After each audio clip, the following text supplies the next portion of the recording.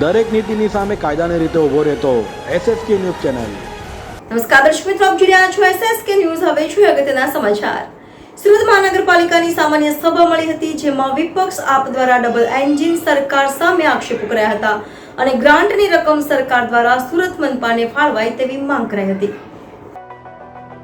સુરત મહાનગરપાલિકામાં 30 વર્ષથી, ગુજરાતમાં 28 વર્ષથી અને કેન્દ્રમાં 10 વર્ષથી વધુ સમયથી ભારતીય જનતા પાર્ટીની સરકાર હોવા છતાં સુરત મહાનગરપાલિકાને વિવિધ પ્રોજેક્ટ માટે ફાળવાયેલી ગ્રાન્ટ હજુ સુધી ન અપાઈ હોય, જેને લઈ આજે શુક્રવારના રોજ મળેલી સુરત મહાનગરપાલિકાની સામાન્ય સભામાં વિપક્ષ આમ આદમી પાર્ટીના કોર્પોરેટરો દ્વારા વિરોધ કરાયો હતો અને સુરત મનપાની વર્ષોથી પડી રહેલી ગ્રાન્ટની રકમ તાત્કાલિક સુરત મહાનગરપાલિકામાં આપવામાં આવે તેવી માંગ કરી હતી।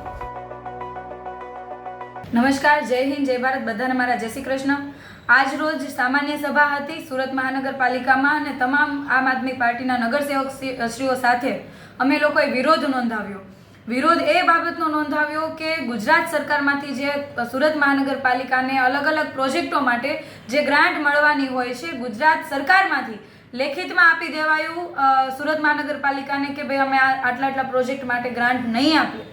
તો કયા કારણોસર આવો જવાબ રાજ્ય સરકારમાંથી આવ્યો, પહેલો તો એ તપાસનો વિષય છે અને સુરત મ્યુનિસિપલ કમિશનર દ્વારા એવી રીતે કઈ ભૂલ અથવા તો ઉલ્લંઘન નિયમનું કરવામાં આવ્યું કે જેના કારણે રાજ્ય સરકારમાંથી લેખિતમાં આપી દેવાયું કે અમે કોર્પોરેશનને ગ્રાન્ટ નહીં આપીએ।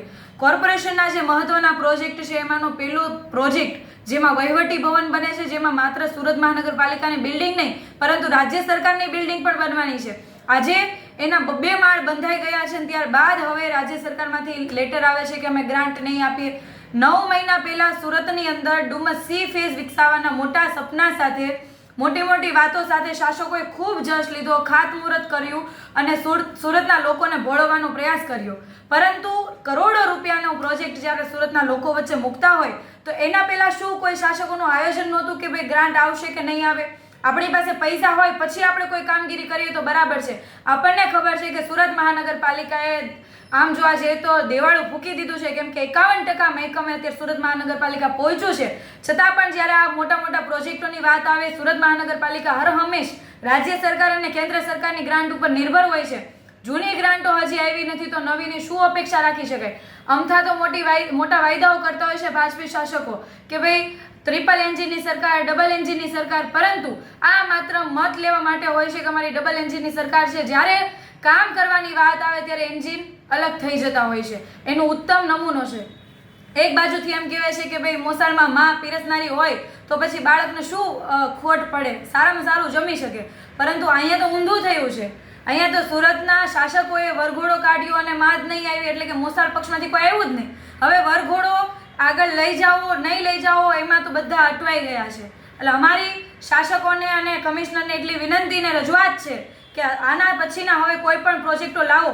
અત્યારે સુરત મહાનગરપાલિકાની પરિસ્થિતિ ખૂબ કપરી, આર્થિક પરિસ્થિતિ ખૂબ કપરી છે, તિજોરીની અંદર તળિયે પહોંચી ગયા છે આપણા જે લોકોએ ટેક્સ ભર્યા છે એના રૂપિયા। તો હવે ખોટી રીતે બગાડવાની જગ્યાએ યોગ્ય જગ્યાએ વાપરો અને સાથે સાથે સુરત મહાનગરપાલિકાની પ્રાથમિક સુવિધાઓ જે હજી સુધી ઘણી બધી સોસાયટીમાં નથી પહોંચી, તમામ જગ્યાઓ પર વાપરવામાં આવે અને આ જે પ્રોજેક્ટો આપણે મૂક્યા છે એની ગ્રાન્ટ તાત્કાલિક ધોરણે અથવા તમારે જે કંઈ પત્રવ્યવહાર કરવો પડે પત્રવ્યવહાર કરીને, શાસકોને પણ કહીએ છીએ કે પત્રવ્યવહાર કરીને તમે ત્યાંથી ગ્રાન્ટ લઈ આવો અને જો તમારાથી ગ્રાન્ટ ના લવાતી હોય તો અમને કહો, અમે તમારી સાથે વાટકાઓ લઈને આપણે સચિવાલયમાં તમામ કોર્પોરેટરો અને મેયરશ્રી સાથે ત્યાં બેસીશું અને રાજ્ય સરકાર પાસેથી ગ્રાન્ટ આપીશું, કેમ કે સુરતના લોકો ટેક્સના રૂપિયા જીએસટી હોય કે અન્ય ટેક્સ થકી રાજ્ય સરકારમાં ચૂકવે છે અને કેન્દ્ર સરકારમાં ચૂકવે છે। તો સુરતના જ્યારે પ્રોજેક્ટોનું નિર્માણ થતું હોય ત્યારે રાજ્ય સરકારની પણ એટલી જવાબદારી બને છે કે સુરતના કામની અંદર સહયોગ આપે, નહીં કે ખોટી મતલબ